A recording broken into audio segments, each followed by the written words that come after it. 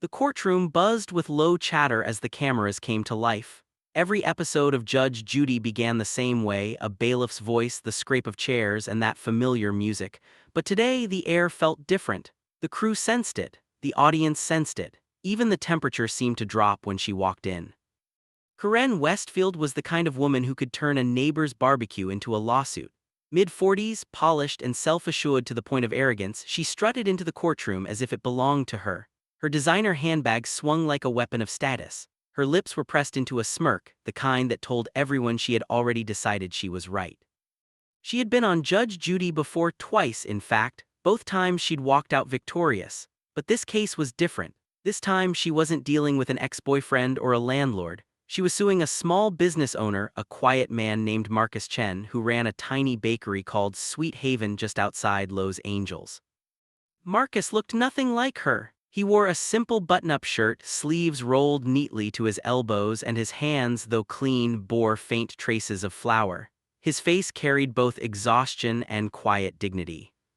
Case 527, Westfield versus Chen, the bailiff announced. All parties have been sworn in, Your Honor. Judge Judy entered brisk and sharp as ever, her robe swishing as she took her seat. She gave a quick glance at both sides, then at the file in front of her. Ms. Westfield, she said, her voice calm but edged with steel. You're suing Mr. Chen for $5,000. You claim he sold you a contaminated cake that caused you and your guests to fall ill at your son's birthday party, correct? Karen nodded dramatically, hands folded like a movie actress testifying in court. Yes, Your Honor, it was absolutely disgusting. My son's 10th birthday was ruined. We all got sick, every single one of us, because of that man's negligence. Judge Judy raised an eyebrow. You have medical documentation. Karen smiled thinly. Of course I do, I keep everything. She reached into her designer bag and pulled out a stack of papers, some receipts, a few photographs, and what appeared to be printed text messages. She laid them down as if she were presenting evidence in a high-profile trial. Judge Judy flipped through them slowly. I see receipts for the cake, photos of what I assume is your party, and text messages, but I don't see a single medical record indicating food poisoning. Karen blinked. Well, we didn't go to the hospital, Your Honor, we treated it at home, but everyone knows what food poisoning feels like. The audience chuckled quietly. Judge Judy didn't. Ms. Westfield, you're asking for $5,000 in damages and you have no proof that anyone was sick. No doctor's note, no ER visit, nothing. Karen's voice hardened. Your Honor, I don't need a doctor to know when my entire family is throwing up for hours. It was his cake, you can't prove it was. That was the moment, the phrase, the one that would go viral within hours. You can't prove it. The camera zoomed in on Judge Judy's face, her eyes narrowed, her jaw tightened. The courtroom went silent. Even the bailiff, who had seen hundreds of cases, shifted uncomfortably. Excuse me, Judy said quietly. Karen smirked again. You can't prove it, I know how this works, you can't prove I'm lying. Judge Judy leaned back in her chair. Ms. Westfield, are you a doctor? No. Are you a food safety inspector? No. Are you aware that accusing a business of selling contaminated food is a serious claim, one that can destroy someone's livelihood? Karen shrugged. Maybe he should have thought of that before selling spoiled cakes. Marcus finally spoke, his voice soft but steady. Your Honor, I have the health inspection report from the week before her order. My kitchen was cleared. I also have video footage from that day. Karen turned sharply. You what? Yes, Marcus said. We have cameras in the bakery for safety and quality control. Judge Judy gestured for the bailiff. Bring me the footage. The bailiff handed her a USB drive. Judy signaled the clerk to play it on the courtroom monitor. The footage came to life. Marcus appeared in his bakery kitchen, measuring flour, mixing batter, frosting a large chocolate cake with precision. The date and time stamp matched Karen's order, 10:03 a.m. on April 8th. Karen's name was written clearly on the bakery ticket. The audience watched as Marcus carefully boxed the cake, sealed it, and placed it in a delivery bag. Everything about it looked clean, professional, and fresh. Karen shifted in her seat. Then the next clip began, the delivery camera at the bakery entrance. It showed Karen herself arriving at 11:27 a.m. She signed the receipt, smiled for the camera, and walked out with the box. Judge Judy paused the video. "Ms. Westfield, that's you." Karen swallowed. "Yes." "Did you notice anything wrong with the cake at that time?" "No." "So at the moment of pickup, you were satisfied with the product?" Karen hesitated. "Well, yes, but later." Judy held up her hand. "Stop, you claim you and your guests got sick, but you didn't go to the hospital, you didn't file a complaint with the health department, and this man has a clean inspection report and video evidence showing the cake was properly handled." Karen's mask cracked slightly. "Your Honor, maybe he switched it after I left, maybe he." Judge Judy leaned forward. "Do you hear yourself? You're suggesting a small business owner who has never had a single complaint risked his entire livelihood to poison you for no reason." Karen crossed her arms. "All I know is what happened and you can't prove it did." There it was again, that phrase. It hit the air like a slap. Judge Judy's tone turned icy. "Ms. Westfield, let me explain how court works. The burden of proof is on you. You made the accusation. That means you have to prove it." Karen rolled her eyes. "Whatever, I know my rights." Marcus looked down, the weight of the months of stress pressing on him. His bakery had lost business since Karen's online post accusing him of making people sick. He had received threats, refund requests, and negative reviews from people he'd never even met. Judge Judy flipped through the case file, then her eyes stopped on something. She picked up one paper slowly, almost theatrically. "Mr. Chen," she said, "this copy of a social media post, is this what you brought as evidence?" "Yes, Your Honor." Judy held it up. It was a printed screenshot of Karen's Facebook post dated the day after the alleged incident. In bold letters it read, "Never buy from Sweet Haven Bakery. Their cakes made my whole family vomit. I'm suing them and taking them down for good." It had over 400 comments. Beneath it was another post 3 days later. "Another win for me coming soon. I always get my money back." Judge Judy's voice dropped to a near whisper. "Interesting." Karen's face drained of color. That's not what it looks like."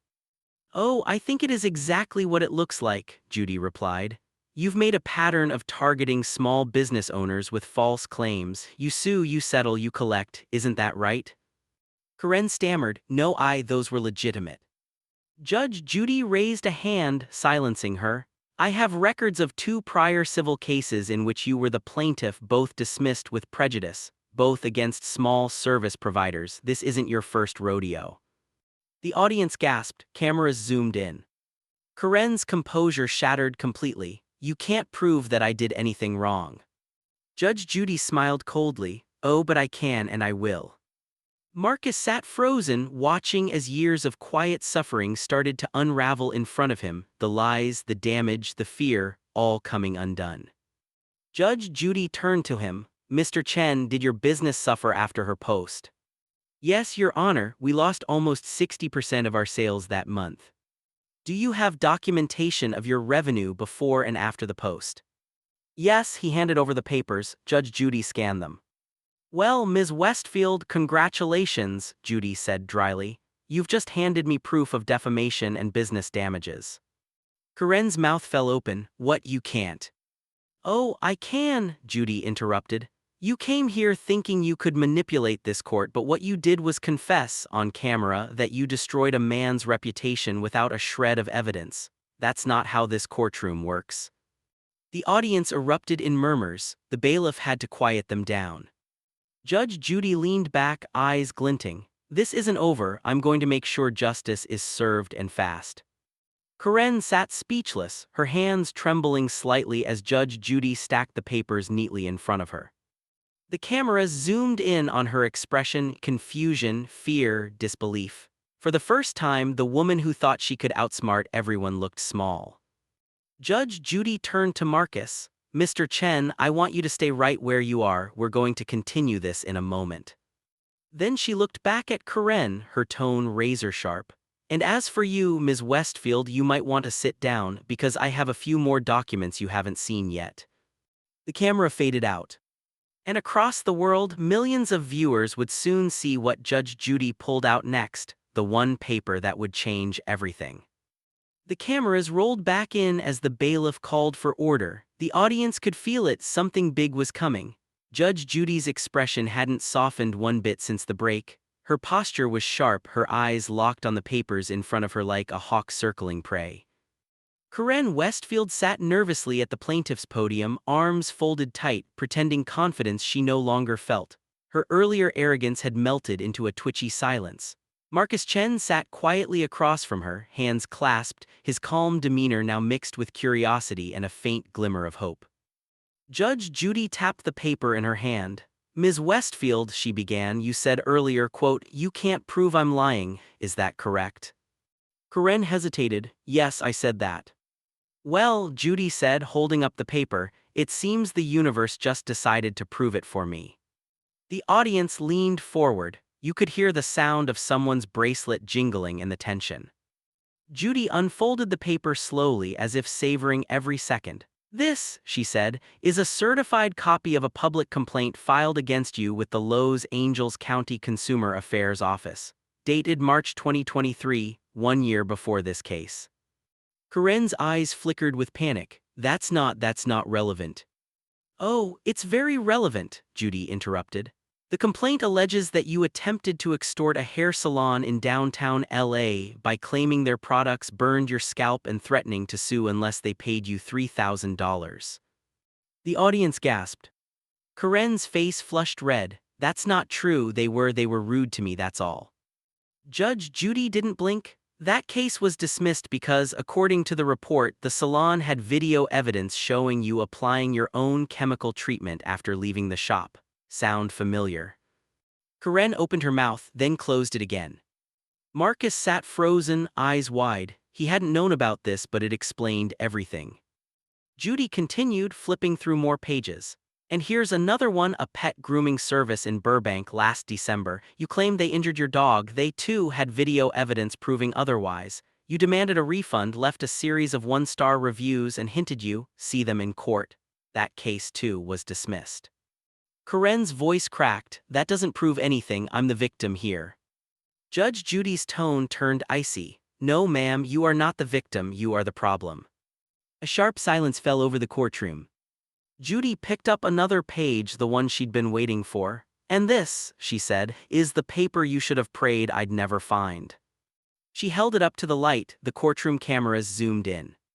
"It's an email," she said, "sent from your personal Gmail account, dated April 9th, the day after you bought Mr. Chen's cake." Karen's face went pale. "What email?" Judy read aloud. "Hey babe, I think I found my next one, little bakery near downtown. Their cakes are cute, but the place is small, easy target. I'll file a complaint, maybe get some cash for the trouble. LOL." The courtroom erupted. Gasps, whispers, even laughter from the back row. The bailiff had to call for silence again and again. Karen stammered, That's not mine, that could have been faked." Judge Judy slammed her hand on the bench. "Don't insult my intelligence. This came directly from a subpoena requested by the defendant's attorney through Google's compliance office. Verified IP address, verified sender, it's yours." Karen was shaking now. "This is illegal, you can't." Judy cut her off sharply. "The only illegal thing in this room is your behavior." She leaned forward, her voice low and deliberate. "You have a pattern of fraud. You've targeted at least 4 small businesses in the past 2 years. You use fake reviews, empty threats, and public shamming to scare people into paying you settlements. And today you walked into my courtroom thinking you could do it again." Karen tried to speak, but no sound came out. Marcus just stared. For the first time in months, he felt something he hadn't allowed himself to feel: relief. Judge Judy continued, her tone like a blade. "You filed this lawsuit under false pretenses. You slandered this man publicly. You tried to weaponize this court for your own greed. I will not allow it." She turned to Marcus. "Mr. Chen, please stand." Marcus stood, trembling slightly. "Your counterclaim for business defamation and loss of revenue is hereby granted." Judy paused for effect. "Ms. Westfield will pay you $10,000 in damages." The audience burst into applause. Even the bailiff allowed himself a small smile before calling for quiet. Karen's face twisted in disbelief. 10,000, you can't do that, you can't prove I. Judge Judy raised her hand. Enough, you've said that phrase one too many times, I just proved everything, case dismissed. And you, she pointed sharply at Karen, are lucky I don't refer you for criminal fraud. Karen stood there frozen, eyes wide as the gavel struck. Bam. But Judy wasn't done. Bailiff escorted her out. Karen turned toward the cameras, her voice rising in desperation. This isn't fair, he set me up, you can't. The door closed behind her. The courtroom fell quiet again, the tension breaking like a wave. Judy turned to Marcus, her voice softening for the first time. Mr. Chen, I hope this restores your peace and your reputation. Marcus nodded, eyes glistening. Thank you, Your Honor, you don't know what this means to me. Oh, I think I do, she said gently. Now go make me one of those famous cakes of yours. The audience laughed, the cameras faded out. But the story didn't end there. The episode aired 3 weeks later, and within 24 hours it exploded online. Clips of Judge Judy reading that email went viral. TikTok, YouTube, Instagram, everyone was talking about the Karen who said you can't prove it. The phrase became a meme. Someone even made a remix of Judge Judy's line, I just proved everything, and it hit 1 million views in a day. Meanwhile, Marcus Chen's bakery, once struggling, became a sensation. People drove across the city just to buy his cakes. He started receiving hundreds of orders a week, so many that he had to hire new staff. Reporters came, bloggers came, even local TV stations came. The story of the humble baker who stood up to a scammer became a national feel-good headline. Truth always rises, one article called it. Marcus used his newfound success to launch a small initiative called the Honest Baker Project, aimed at helping small business owners defend themselves from false claims and online attacks. He hosted workshops, shared his story, and even donated part of his profits to other local startups. And as for Karen Westfield, her downfall was swift. The Los Angeles district attorney opened an investigation after the episode aired. Within 2 months, she was formally charged with filing false claims and attempted fraud. The same confidence she once flaunted on camera vanished in front of real judges, the kind who didn't tolerate theatrics. When the news broke, the public had no sympathy. The same social media she'd once used as a weapon turned on her. Hashtags flooded the internet. You can't prove it became shorthand for arrogance meeting instant karma. Karen's friends distanced themselves. She lost her job, her house, and her reputation. She tried to post an apology video, crying into the camera, blaming editing and context, but the comments were merciless. You weren't edited, you were exposed. Judge Judy pulled receipts, literally. You can't fake karma. Within a year, she was forgotten, except as a cautionary tale. Marcus, on the other hand, thrived. Sweet Haven Bakery grew into a full cafe. He framed a still image from the episode the moment Judge Judy held up the paper and hung it by the counter. Underneath, a small plaque read, "Proof is the sweetest revenge." Customers smiled at it every time they came in. Marcus never sought fame, all he wanted was fairness, but life had given him both and a story that reminded millions that integrity still mattered. In one interview, when asked what he learned from the ordeal, Marcus said softly, "People like her think power comes from manipulation, but the truth, real power comes from staying honest and letting karma do the rest."